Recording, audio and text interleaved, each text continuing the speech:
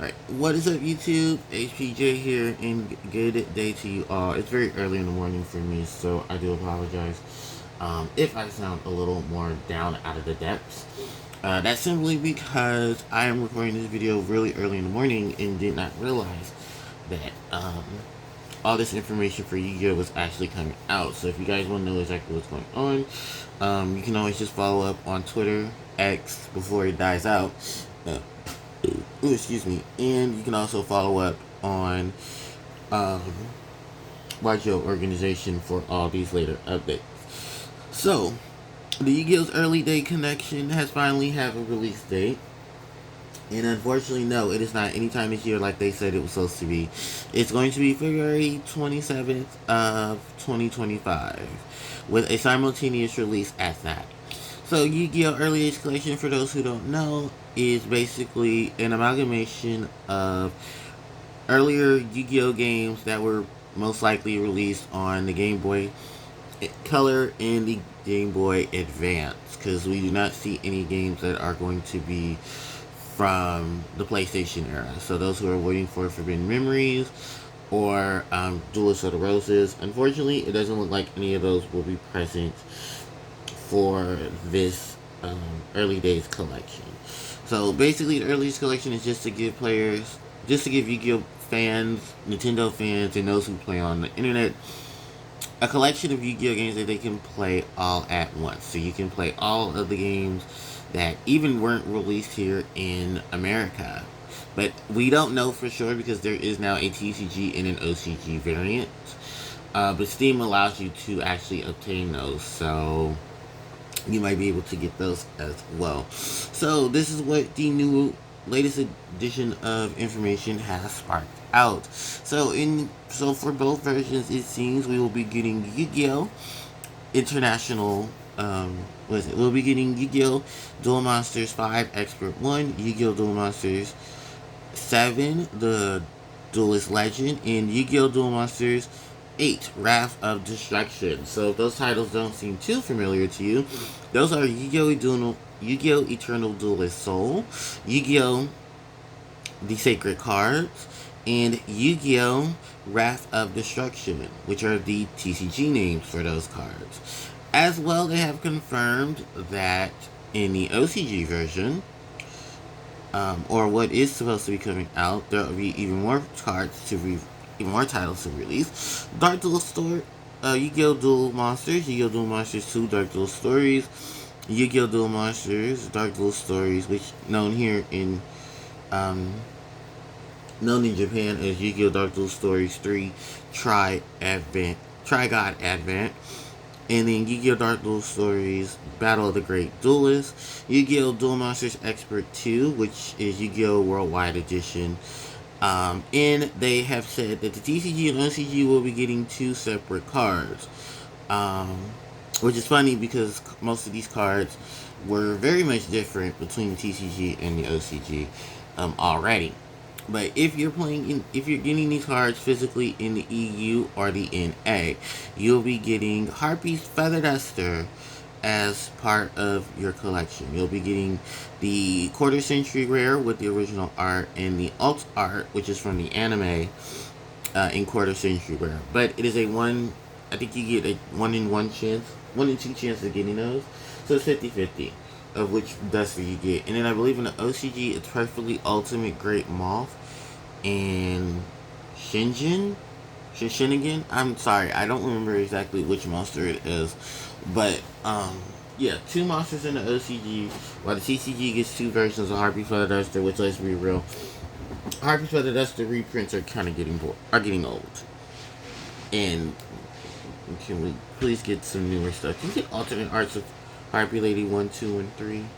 Can we get some alternate arts of some of the other Harpie cards? I guess whatever sells, right? Right.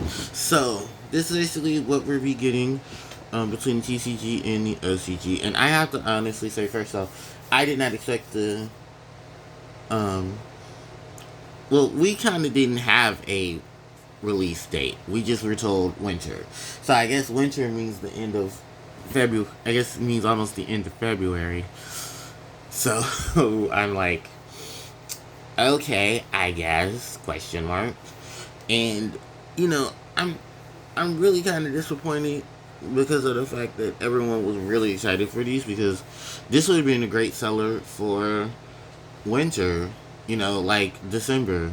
This would have been a great marketing setup. Like, hey, here's all these retro Yu-Gi-Oh games that you can play, and you can play this during your winter break with your cousins and your brothers and sisters and your kids. And no, that's not happening. So it is what it is. But yeah, these are basically all of the old Yu-Gi-Oh games that were on the Game Boy Color. Um, Yu-Gi-Oh! Duel Monsters, Dark Duel Stories, Dark Duel Stories 2. Oh no, Dark Duel Stories 2, Dark Duel Stories 3, and Battle of the uh, Battle of the Great Duelists, which is great because it's those amalgamations of games. And we actually here in TCG didn't get the first two Yu-Gi-Oh video games for the Game Boy Advance. I mean, for the Game Boy Color. We only got the first one, which was um, Yu-Gi-Oh Dark Duel Stories here in the TCG, but in the OC it's called Yu-Gi-Oh Dark Duel Stories 3. I have actually played the game. It's not bad, but it's very much old Yu-Gi-Oh mechanics.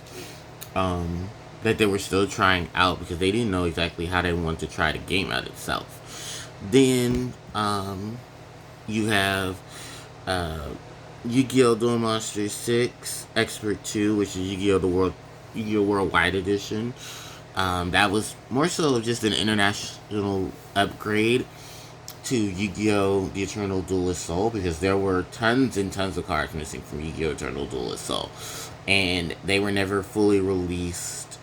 Because there's a lot of issues. I think Labyrinth of Nightmare cards were missing. Um, was it Cyber? Was it? Oh, it was a lot of cards. I know Labyrinth of Nightmare. Um, I know Legacy of Darkness cards were missing. Like, there was just a large array of cards. So this is probably not the biggest jump of cards missing, because Yu-Gi-Oh! World Championship 2004, which it seems like that's not being included, nor 5 or 6. The World Championship cards definitely had a larger portion of cards missing from them. Primarily because at the time, um, from what my understanding was and what I did in terms of research, Konami wasn't rushed. It was more so Nintendo trying to rush the product to it, and because there wasn't a substantial way of updating cards for the Game Boy Advance outside of maybe like what Pokemon did with mystery gifts, there was really not any way you could legitimately put in a Pokemon. I mean, put in cards unless you hacked the game. So, excuse me. I do suspect that people are going to most likely hack this game to get more cards out of it, or to put more cards in it. So that way, like, cards that were supposed to be in there, because I cannot wait to see what people do when it comes to Steam. Because I know for a fact people are going to hack into the game and just go bonkers. And plus, it gives people a chance to actually play OG Yu-Gi-Oh!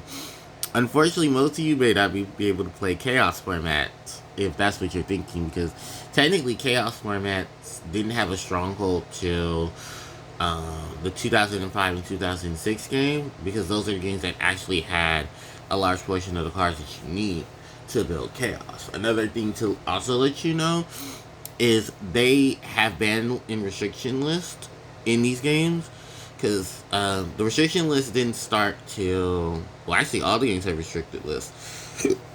Just you physically didn't, you only knew about them because certain cards like Pot of Greed, Monster Reborn in them cannot be multiply added into your deck. While later on in the game, um, in the history of the game, it was Yu-Gi-Oh! World Championship 2004 that once you beat the game, you collected at least one copy of every card in the game. You were able to modify the limited list that was out. That's right, because Yu-Gi-Oh! Had a limited list. Nothing was forbidden outside of the God cards, and then like the cards that were used in certain like promotions, like the Duelist Kingdom stuff. So those cards were not legal to play. And even in Yu-Gi-Oh! Eternal Duelist Soul and Yu-Gi-Oh! Worldwide Edition, the cards were available, but you could not use them. That's right, the God cards were not actually legal till 2010, where they actually got a physical print. Because the first physical print of an Egyptian god was actually Obelisk the Tormentor. Um, there are like promotional cards and stuff like that, but they were not legal because those cards were not actually printed with particular stats, card effects, and stuff like that. Then Yu-Gi-Oh! World Championship 2005, I do believe. Oh, you had to go to the final area in order to use ban cards in multiples because they had a ban restriction list that changed weekly. So you couldn't use a ban or restricted card constantly. Um, they shifted it, and it was one of the weirdest mechanics. But I guess it was a way to teach people that, hey, these cards are forbidden, these cards are not forbidden. This is what happens if we decided to change, the ban list and stuff like that. And then Yu-Gi-Oh! World Championship 2006 was more so of what later World Championship games became, where you had your set of duelists from the start. You unlocked more by playing throughout the game. You had dual puzzles and all of that. Because I think dual puzzles didn't get introduced till 2005. And I forget how you messed around with the dual puzzles. But dual puzzles were in Yu-Gi-Oh! World Championship 2005, the 7 Trials of Glory.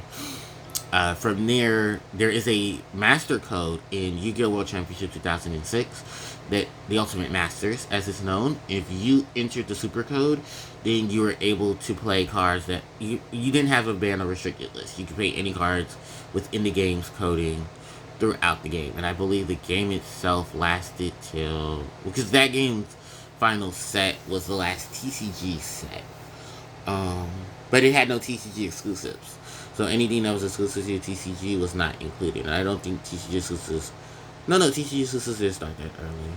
Because we were getting a lot of OCG imports as well. And then certain cards were not released at that time because we didn't have certain sets. And those were also like the GX beginning stuff as well, too. So, yeah, there's a lot that pans through it. And then for those who, of course, are going to be very excited for both Sacred Cards and Wrath of Destruction, or Feast of Destruction. Those are basically the story-based games that are, well, Yu-Gi-Oh! If you've watched my VOD channel, then you've seen me play Yu-Gi-Oh! Sacred Cards, Yu-Gi-Oh! The Eternal Duelist Soul. Yu-Gi-Oh! The Sacred Cards is basically just a retelling of the Battle City arc. There's no Noah. They cut that filler out. You basically play as a player who is friends with Joey and Yugi, and you play throughout the Battle City situation. You face duelists within the game, except for Pegasus, but Toon cards are actually included. There are a lot of like here and there things you have to do at certain times, just like an RPG. Luckily enough, unlike Wrath of Destruction and sequel, you don't have to always go back to your house to replenish your life points, which I cannot believe that was actual mechanic. And the story basically ends once you defeat Merrick Ishtar at the Battle City Finals, which is a really telling story. I believe there's a way you can get the Egyptian gods, but it's like through various coding and stuff. And then Wrath of Destruction picks off as like a weird side sequel where after the gods and stuff are sealed away or whatever, this whole other evil entity comes to want to try to take over the world. And I believe the monster that he uses is actually an actual monster. It's an old one at that. But it got more purpose in that game. And then Yu-Gi-Oh! Eternal Duelist Soul was technically the first GBA game for the States, which had the official rulings and official gameplay for the Yu-Gi-Oh! Trading card game. But I believe that set stopped before Labyrinth of Nightmare or Legacy of Darkness. But I also heard that cards were cut from that game as well, that featured in Worldwide Edition. But only like a handful of cards were in Worldwide Edition because a lot of them really did not have all the cards that were needed to have. So, yeah, it is a very tricky situation. Like NGL type of situation. But, yeah, if you guys ever get the chance to, like, actually play these games, this is your chance to do it. Unless you emulate it, which, look, no one's blaming you at all. Just to know that when people get it on Steam, they're going to, like, trust and believe, people are going to have various versions of it that you can play in which they're hacked and stuff like that. So hell yeah, enjoy it, because I know people who mod games and they're going to be modding that game, and then there's nothing really Nintendo and them can do about it because you've already purchased them. So yeah, but anyway, I hope you guys enjoyed this video because I did as well. I'm gonna have to get up and get ready to go to work because I leave in like 30 minutes or so.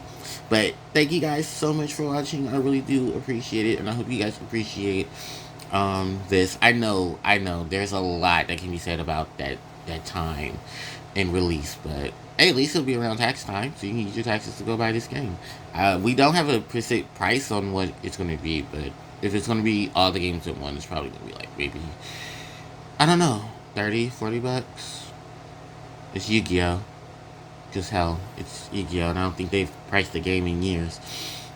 But yeah, it is what it is type of situation. If there's more information, I will do a video on it to let you guys know. And if I do remember what cards are supposed to be released with this game, then I'll let you guys know there as well. But thanks everybody for watching. Don't forget to like, comment, share, and subscribe to the channel, as it helps me out tremendously. Hit the notification bell to be informed of when I do upload more content to the channel. The social media links, they're in the description box below. And of course, if you guys would like to catch other content from me, previous video and playlist will also be at the end of the video. So thank you guys so much for watching, and HPJ signing out. Take care.